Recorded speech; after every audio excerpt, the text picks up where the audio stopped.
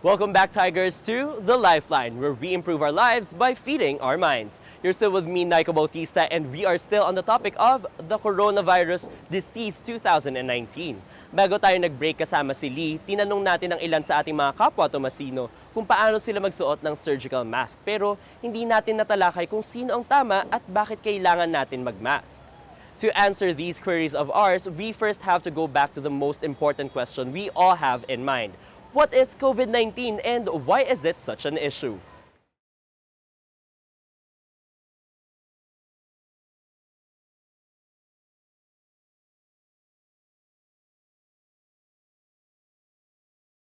Okay, so way back early 2020, they have thought that the virus has been brought about by consumption of food coming from seafood market in Wuhan. So in that area, there are exotic food which are available coming from bushmeat, so wild animals.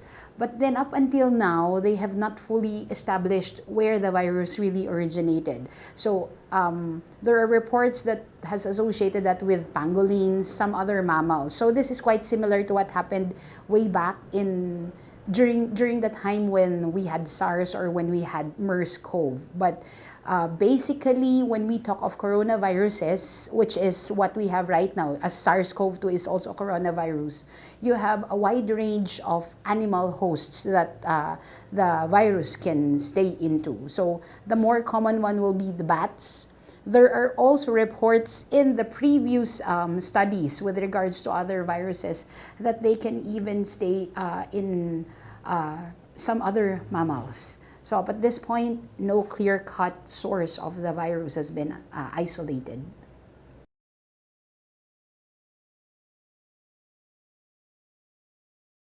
So the virus transmission, not yet clear. So probably you're going to take into, when you look into the reports, some of them will tell you that this is transmitted via respiratory droplets. So let's just clarify this. When we talk of respiratory droplets, you have two means of transmission. One is what we call airborne route of transmission, and another one is your droplet route of transmission. So what do we mean when we say airborne? All of them are airborne because they are born into the environment. So when we talk of airborne transmission, this refers to the microorganisms whose size are less than 5 microns. So they are quite small in such a way that if I cough, if I sneeze, if I talk, this particulate, the desiccated nuclei of these organisms can be transmitted to different areas in the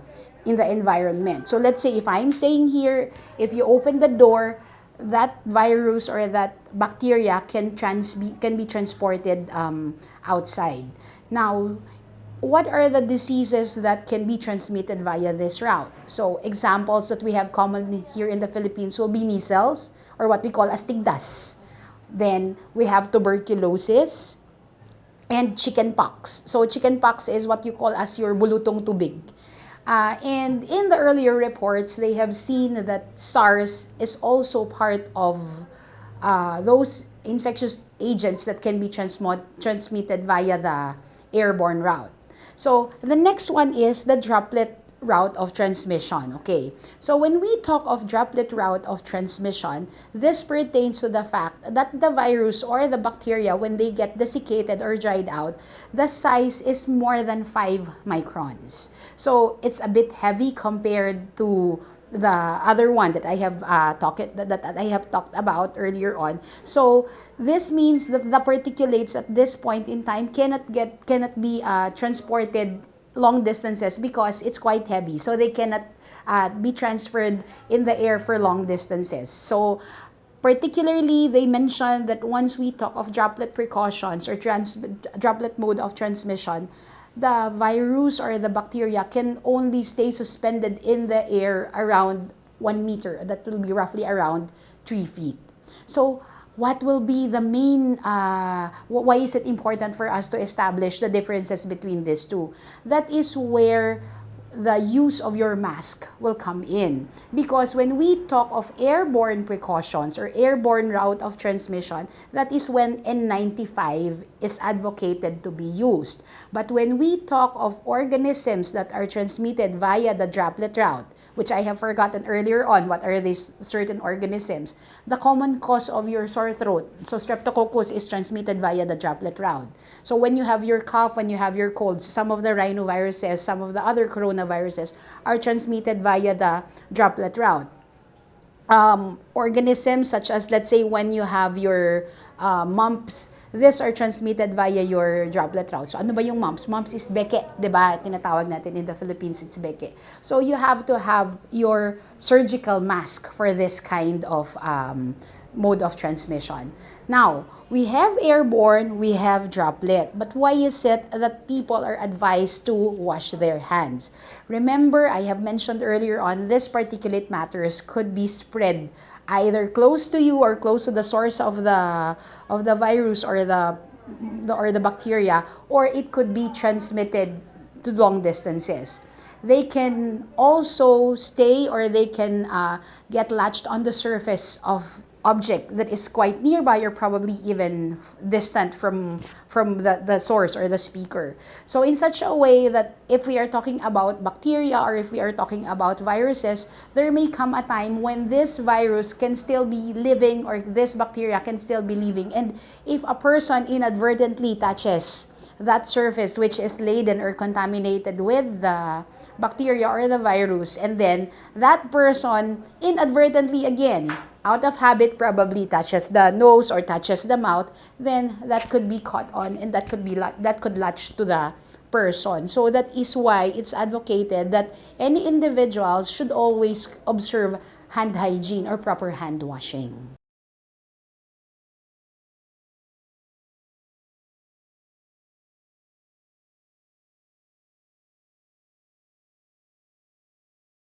Okay, so Philippine setting. Okay. Expectation versus reality tayo. Okay. So when we talk of expected tests, they do swabs. Okay. So nasopharyngeal and oropharyngeal swab, sinasubject nila to for PCR testing. Okay. So they have test kit in reference laboratory. So here in the Philippines, when we talk of reference laboratory testing, this is at the Research Institute for Tropical Medicine in Alabang. So that's the area where the samples that are taken from the patients who are under investigation are brought. Now, so in other countries, the use of that testing kit is widely available. In our country, it's very, very limited. So if you're going to take a look at it, only those individuals who would manifest with either cough or colds or fever and who would have history of travel to certain areas, these are the only ones who get strictly tested. So basically, if you're going to ask me, are the numbers really that accurate? I may say that this is probably not accurate. We may probably be underreporting because we don't get to test those who may have symptoms but who don't have clear clear history of travel. But if we're going to read in the literature, there says that you can have this transmitted asymptomatically. So when we say asymptomatically, what does that imply? I can have the virus with me, I carry it with me, but I don't manifest the symptoms. So that's how things are. So is this quite particular, is this quite specific for COVID? No. Any form of infectious agent can have what we call a subclinical manifestation or asymptomatic stage. So it's like similar to your flu. Let's say you have a classmate who has flu, but he does not know that he carries the virus. He's not having any symptoms at all. But let's say he speaks with you and then accidentally sneezes, but then does not manifest with any cough and colds, then the virus can be transmitted to you. If your immune system is quite weak, then your body will not be able to get rid of the virus that easily, and then you're going to manifest with the symptoms. But if you have quite, let's say, a robust immune system, then you might not be able to manifest any symptoms at all.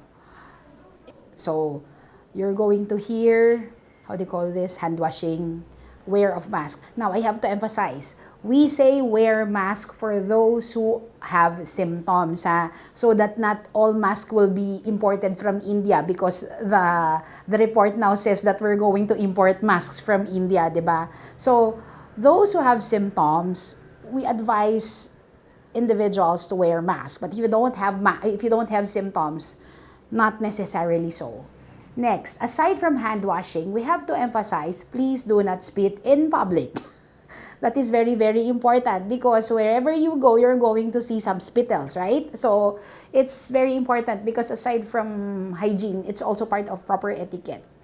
Likewise, get adequate sleep, and then exercise. Then, of course, important is proper diet. And since we have been talking about the kind of food that we are eating, so don't eat food which are not properly cooked or probably exotic sounding food which you don't know where it really came from. So as much as possible, try to avoid that. Now, one of the things that is being emphasized right now is social distancing. So it means that if you are quite ill, you isolate yourself because that is one way of preventing you transmitting the infection to other people, because it's also our responsibility as an individual that if you are ill, try not to infect others, diba? That's how we show concern. That's the Tomasian way of showing that may malasakit tayo or we are concerned with others. So, aside from social distancing or what we call quarantine, also try not to go to crowded places if not needed. So, let's say you hear, ay, may sale dito. Please don't go there if that's really not necessary. But then, if it's really necessary for you to go there because it's an important thing to do or to go into there, then so be it. But just at least take the necessary precautions. Example then, hand washing, sabi natin, di ba? So, when we say hand washing, it's not simply, let's say, before eating, so coming in and going from the restroom, wash your hands. You go inside the restroom, you're going to see that in public restroom, not everyone washes his or her hands. Some would even say it's an excuse, walang tubig. But then, I think in the university, we have water, diba? So, you also have soap that are provided for you. Then, you just do that thing. So, in terms of yung lunas po, may gamot na po. So, do we have treatment? So, lunas daw. We don't have any cure yet. But like any other viruses, this is self-limiting eh. So when we say self-limiting, our body will respond on its own to stop the spread of the virus. So what needs to be treated are the other co-infections that may arise from being infected with the virus. So you're going to ask me, Doc, ano yung co-infection na yon? So I get the virus. Along with it, I can have bacteria. So, ano yung bacteria? Typically, we have, let's say, streptococcus, the common cause of bacterial pneumonia, or let's say your Haemophilus. So, these are bacterial agents which can be there on top of your SARS-2 or your COVID. So, you're going to have additional bacterial pneumonia compared to what you have when you have COVID. So, these are the ones which have treatment. So, you give antibiotics for this one, then the body will get rid of the bacteria through the help of the antibiotics. But the body will get rid of the virus through its own innate activity.